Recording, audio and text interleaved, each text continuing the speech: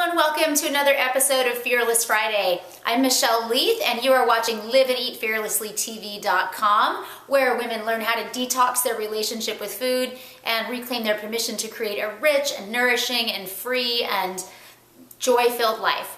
So today I want to talk to you about this whole idea of speaking your truth, right? This comes up a lot in the women that I work with, where it's like, I don't know how to speak my truth. And yes, absolutely that happens with women, where they find themselves kind of stuffing down their feelings, their thoughts, and really not sharing what's on their heart. And it's certainly important to do that.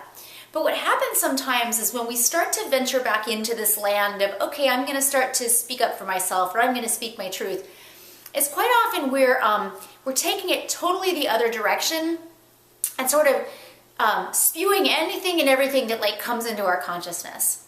And here's a really important distinction that we need to make.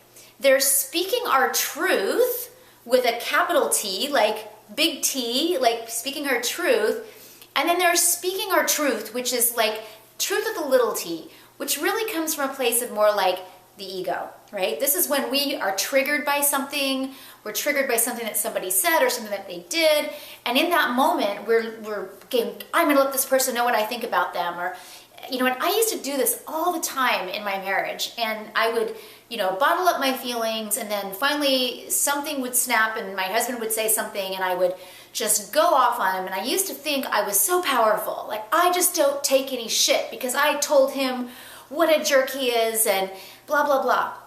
And yet, somehow or other, speaking that truth left me feeling a whole lot worse than I did before. Because the truth with a big T is that that's not in alignment with who I really am or who I really wanted to be. Was this raging person who was using insults. And I see that in that moment, I didn't have any other tools. So I was doing the best that I could to try to feel like I had some power in the situation. But it was a really misguided attempt at doing that. And, he was a tough guy. He could handle it. He dished it right back. But I didn't feel good about myself because I really wasn't speaking my truth in that situation. I was avoiding speaking the real truth, which was that I was deeply dissatisfied in the relationship, that I was really deeply fearful about the future of our relationship, or, the things that were really hard to say. So it was a lot easier to lash out at him and try to act like this tough girl that doesn't take any crap. And it really didn't get me anywhere. So there's a line in Course in Miracles, or a teaching in the book called A Course in Miracles, that says the ego speaks first and loudest. Which means when we get triggered, usually the first voice we hear is the voice of our ego that's going, oh, hell to the no, right? Like that person isn't going to get away with that, or that's it, that person's out of my life, or, whatever it might be. It's like that instant trigger where the ego just comes plowing in and has all this idea about what the truth is that you need to share with this other person. That's when we have our opportunity to just take a pause and go, wait a minute. Okay, because the truth is never, the real truth of the capital T is never based in fear. It's never based in attack. It's never based in judgment. It's always based in love. And it's always based in abundance. There's enough for all of us here. And a lot of times when we're in that speaking our truth, it's because we're trying to wrangle, we're trying to, race our way to who gets to be the victim in the situation, or, to blame the other person or whatever it may be. And that's never really truth. So my favorite practice when that happens, and trust me, I get triggered all the time. I get triggered by my teenagers, I get triggered with my partner sometimes, I get triggered in work situations, is to just recognize as soon as I feel that charge of I need to speak my truth, is to pause and recognize, okay, wait a minute. If this truth I'm speaking doesn't come from a place of love and abundance and we all can get our needs met here, then it must not be the truth. Now, sometimes the truth does mean that we have to set a boundary, or that maybe it's time for us to not be in a relationship anymore. But even that truth, when it's really coming from that higher part of ourselves, is coming from a place of a grounded knowing versus this lashing out kind of energy, right? That ends up leaving us feeling really crappy about ourselves later. So my favorite practice, or my recommended practice for this, and this is part of this living and eating fearlessly journey, is that in that moment we take a pause, we check in, and we ask ourselves, what am I afraid of losing in this moment? What am I afraid is being taken away from me? What am I afraid I might lose? And then also, stepping back and looking at the other person and going, okay, if they said something hurtful, that couldn't have been coming from a place of love either. So what might they be afraid of losing? What's their possible fear in this situation? Because again, there are only two emotions in the universe, love or fear. If it's not love, it's some kind of fear.